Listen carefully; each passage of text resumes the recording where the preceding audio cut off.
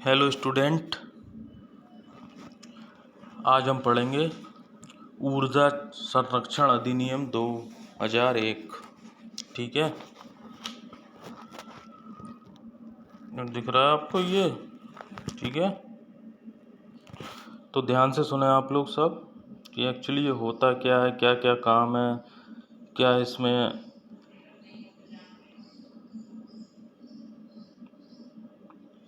कौन कौन सी इसमें कंपनियां हैं जो इसके लिए काम करती हैं, सेंट्रल गवर्नमेंट का क्या काम है इसमें और स्टेट गवर्नमेंट का क्या काम है। ठीक है, तो बात करते हैं सबसे पहले आपका ईसी एक्ट 2001 होता क्या है। मतलब देखो, जो अर्थव्यवस्था है अपनी इंडियन इकोनॉमी, इसकी जो ऊर्जा तीव्रता है उसको कम करने का उद्देश्य है इसका। मतलब जो ऊर्जा की खपत हो रही है, एनर्जी कहाँ वेस्ट हो रही है, उन सब चीज़ों को कम करने का ही इसका ऑब्जेक्टिव है। मेन ऑब्जेक्टिव इसका यही है, मतलब उद्देश्य इसका जो मेन है वो ऊर्जा की तीव्रता को कम करने के लिए ही है, जिससे हमारी अर्थव्यवस्था ठीक बनी रहे। ठीक है, तो ये कब 2001 में आपका लागू किया गया था।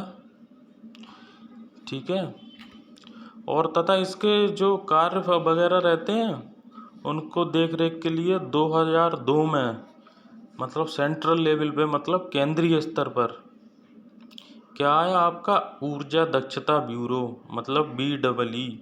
अभी इसी में आगे में पढ़ेंगे हम, मतलब ब्यूरो ऑफ एनर्जी इफिशिएंसी, मतलब 2002 में आपका वो आया। तो ये कब से 2001 से ही आपका प्रभावी हो गया था ये। ठीक है, इसके मेन काम क्या हैं?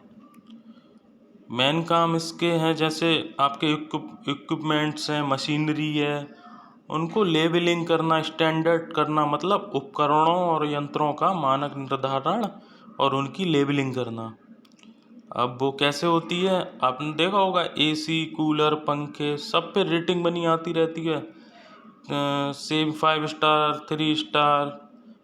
ठीक है, तो उनके कुछ मानक निर्धारण होते हैं आपके, और इनका जैसे आपकी जो कॉमर्शियल बिल्डिंग रहती हैं उनमें ऊर्जा संरक्षण कैसे हो, उनके लिए पूरी प्रोसेस करते हैं ये। ठीक है, उनके लिए कोड बनाते हैं। और आपका इंडस्ट्रियल में जो ऊर्जा आपकी खर्च होती है उसके मापदंड भी ये बनाते हैं। मतलब तीनों, सबसे पहले क्या करते हैं ये कि आपके इक्विपमेंट्स का मानक निर्धारण करते हैं। दूसरा, जो आपके कॉमर्शियल बिल्डिंग्स हैं उनको उनमें ऊर्जा संरक्षण और भवन कोड बनाते हैं, ऊर्जा संरक्षण के लिए भवन कोड बनाते हैं जिससे एनर्जी आपकी सेव हो सके।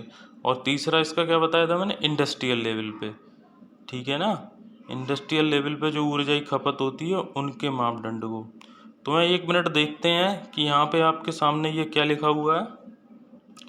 ठीक है, थोड़ा सा जूम करूँगा इसको,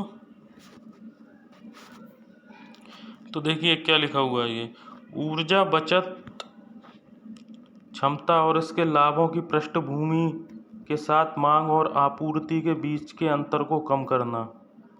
ठीक है, मतलब क्या कह रहे हैं यहाँ पे ये,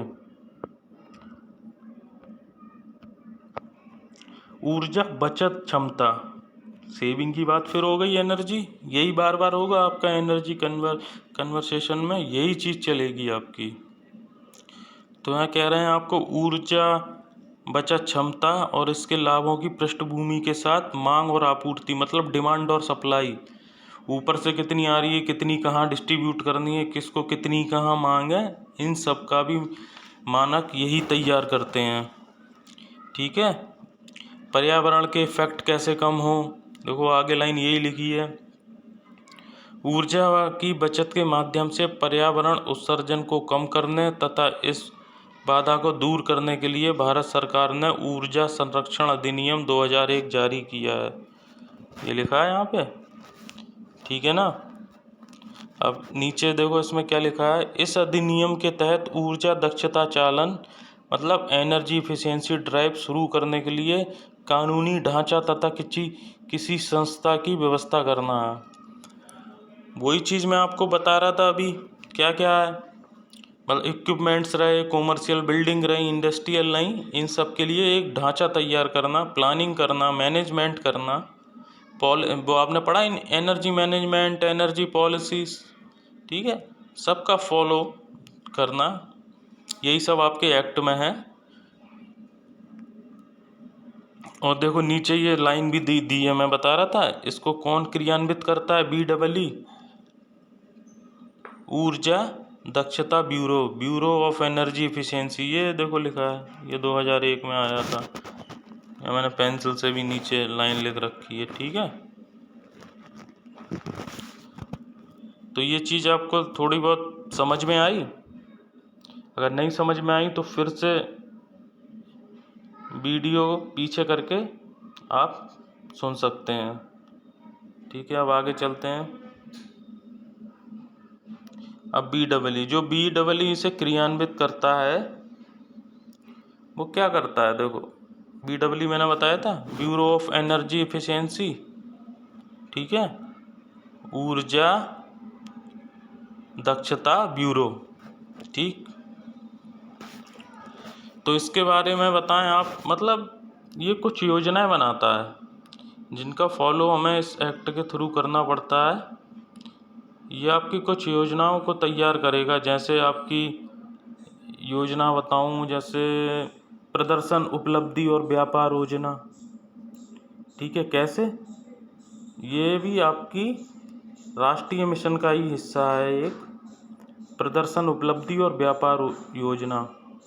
एनर्जी मैनेजमेंट, एनर्जी पॉलिसी, कहाँ कैसे यूज हो रही है, इक्विपमेंट्स कहाँ किसके ज़्यादा दक्ष हैं, कौन ज़्यादा संरक्षण कर रहा है, ठीक है। दूसरा इसका मेन काम क्या रहेगा, BEE का मानक और लेबलिंग कार्यक्रम, बताया था ये कि आपका मानक और लेबलिंग जो कार्यक्रम हैं वो कब शुरू हुए थे।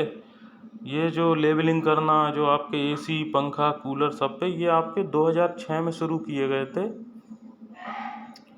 ठीक है। मतलब सारे इक्विपमेंट्स को एनर्जी सेविंग के लिए एक स्टैंडर्ड तैयार किए गए कि कोई, जैसे कोई प्रोडक्ट आता है, अब जो आए इलेक्ट्रॉनिक्स या इलेक्ट्रिकल कुछ भी आए, एनर्जी तो चाहिए ना, तो कम से कम खपत पे हो सके, इससे एनर्जी भी बचेगी और ऊर्जा भी कम लगेगी, और जिनसे इनका अपने कंज्यूमर्स का बिल भी आपका कम आता है, ठीक है। तो इनका आपका जो इसका मेन काम रहता है स्टैंडर्ड एंड लेबलिंग, इसमें क्या क्या रहता है कि न्यूनतम ऊर्जा खपत करवाना, जो इक्विपमेंट्स तैयार होते हैं आपके, और उनके लिए मानकों का विकास करना, ठीक है। और ऐसी चीज़ों पे रोक लगा देना जो इनके मानकों के अनुरूप नहीं है, ऐसे सारे इक्विपमेंट्स को ये बैन कर देते हैं। इसके लिए इन्होंने एक अनिवार्य लेबलिंग योजना बनाई है, जो उपभोक्ताओं को सूचित भी करते हैं, बताते हैं, स्टार रेटिंग है, ये सब रेटिंग सब लिखी रहती है ना आपकी। ठीक है, तो देखते हैं BEE के आपके काम के बारे में क्या लिखा है। परिमाण आधारित प्रस्तावों को अपनाकर भारतीय अर्थव्यवस्था में ऊर्जा प्रबलता कम करना। सबसे पहली लाइन आपने इसमें पढ़ी थी, जो अभी कि ऊर्जा बचत क्षमता और इसके लाभों की पृष्ठभूमि के साथ मांग और आपूर्ति के बीच अंतर को कम करना है, ठीक है। पहली लाइन ही आपने 2001 की ये पढ़ी थी, एक्ट ईयर 2001 की आपने पहली लाइन यही पढ़ी थी ना, ठीक है। तो वहीं देखो यही है, मैंने भी आपको बताया था, जो भारतीय अर्थव्यवस्था की ऊर्जा तीव्रता को कम करने का उद्देश्य, ये भी मैंने सबसे पहले आपको यही बताया था, नहीं सुना तो फिर से सुने वापस जाके। यही सब है, ऊर्जा कैसे दक्ष बनाई जाए, मतलब अगर ऊर्जा का यूज हो रहा है तो उसका पूरा यूज हो जाए, वेस्ट ना हो, सब कुछ इसी में यही लिखना है आपको। और कुछ अपने दिमाग से पॉइंट आते हैं तो आप वो भी लिख सकते हो, ठीक है। तो यहाँ पे दूसरा पॉइंट है आपका राष्ट्र ऊर्जा दक्षता व संरक्षण प्रयासों एवं कार्यक्रमों को एक दिशा निर्देशन देना व एक नीति निर्धारित करना। जैसे मैंने आपको बताए थे, इसके अंतर्गत प्रदर्शन, उपलब्धि और व्यापार योजना चलती हैं। वो तो आपकी राष्ट्रीय मिशन के अंतर्गत ही चलती हैं। इक्विपमेंट्स कैसे हों, कैसे नहीं हों, मानक और लेबलिंग कार्यक्रम। इक्विपमेंट्स आते हैं, फिर उन पे स्टैंडर्ड भी होना चाहिए, ठीक है। और आपकी जैसे रही ऊर्जा संरक्षण भवन संहिता, ये आपकी 2007 में आई थी, ठीक है। मतलब कोई बिल्डिंग है बहुत बड़ी, उसमें ऊर्जा एनर्जी सेविंग कैसे की जाए। और आपकी और योजना है जैसे मांग पक्ष प्रबंधन, डिमांड मैनेजमेंट। जैसे सारी एनर्जी, या मान लो वहाँ 5 लोग डिमांड खड़े हैं, तो पहले किसको कैसा देना है, तो उसके लिए भी तो मैनेजमेंट देखना पड़ेगा ना, ठीक है। तो इसमें देखो दूसरी लाइन यही थी, और तीसरी लाइन क्या कह रही, ऊर्जा दक्षता परिणामों को देखने, मापने व जांचने के लिए एक प्रक्रिया निर्धारित करना। मैंने बोला था मांग पक्ष, डिमांड मैनेजमेंट, यही है आपका। तीसरा, जागरूकता व जानकारी फैलाना। जागरूकता, जानकारी फैलाना तो जानते ही हैं आप। R&D, रिसर्च एंड डेवलपमेंट उन्नत करना, एनर्जी सेविंग करने के लिए इन पे रिसर्च करना, कैसे क्या होंगी।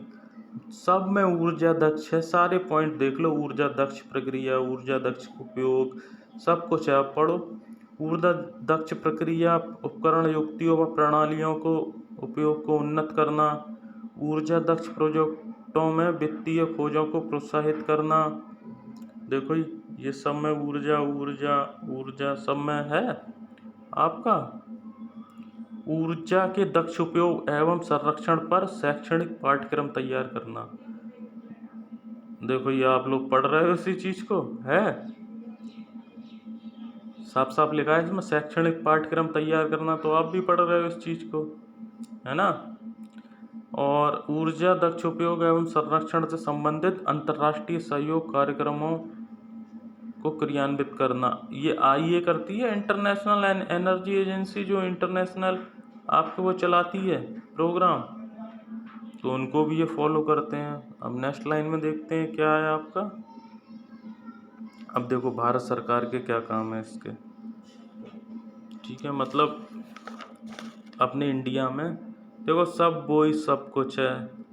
सूचित उपकरणों व साधनों के लिए ऊर्जा उपभोग मानकों को विशिष्टीकरण करना, सब घुमा फिरा के वही लाइन है। सूचित उपकरणों व साधनों पर सीधे अनिवार्य का लेबल लगाना।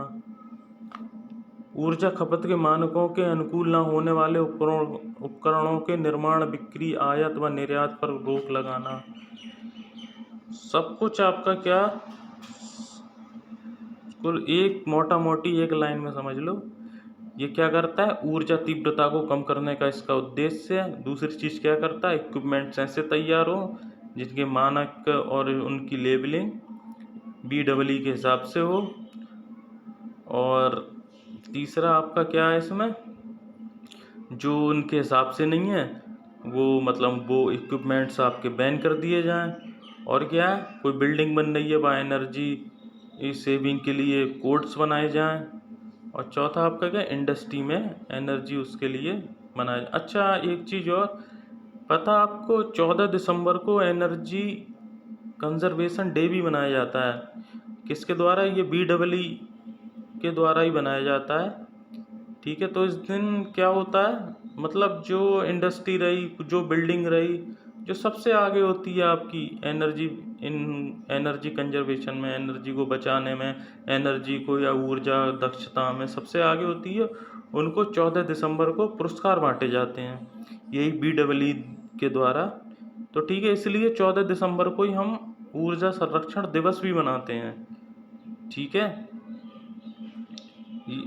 समझ में आया आपका। तो ये चीज़ अब आगे आप पढ़ लीजिए, नामित उपभोक्ताओं के लिए निर्देश।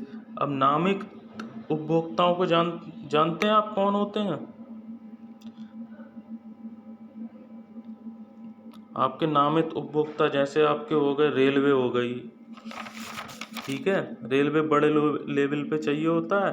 परिवहन क्षेत्र हो गया आपका, विद्युत स्टेशंस रहे, सही, वितरण कंपनियां रहीं, कॉमर्शियल बिल्डिंग्स रहीं आपकी, ठीक है। जो ऐसे मतलब नाम वाले प्रतिष्ठान हैं आपके, बड़े बड़े एयरपोर्ट रहा जैसे, वो सब आपके क्या हैं, ये नामित उपभोक्ता हैं। उनके लिए यही निर्देश कि सब मानकों का पालन करो, ठीक है, मापदंड यूज करो, कानूनी ढांचा का फॉलो करो। और राज्य सरकार क्या करती है, जो केंद्र द्वारा बताए गए, मतलब भारत सरकार द्वारा बताए गए, उन्हीं सब काम को फॉलो ही करती है, ठीक है। अब देखो, जो बात नहीं मानेगा इनकी, उनके लिए इन्होंने जुर्माना भी रख रखा है। देखो ये नीचे लाइन में, ये आपका जुर्माना 10,000 व प्रत्येक दिन के लिए 1,000। कब? अधिनियम के अंतर्गत प्रत्येक अपराध के लिए जुर्माना वित्तीय रूप में होगा। प्रत्येक अपराध के लिए 10,000 व प्रत्येक दिन के लिए 1,000, ठीक है। और नीचे की लाइन में दी है 5 वर्ष के प्रारंभिक चरण को और आगे बढ़ा दिया जाएगा और इस चरण में कोई भी जुर्माना प्रभावकारी नहीं होगा। और सबसे पहले आप लोग बुक ले लीजिए, अपने नोट्स बनाना शुरू कर दीजिए, ठीक है। अगर इस लेक्चर के थ्रू आप थोड़ा बहुत आप क्लियर कर पाए होंगे कि एक्चुअली एक्ट ये होता क्या है, क्या करता है, ठीक है। बस 4-5 हेडिंग रख के उन्हीं के बारे में आपको लिख देना है। Standard labelling,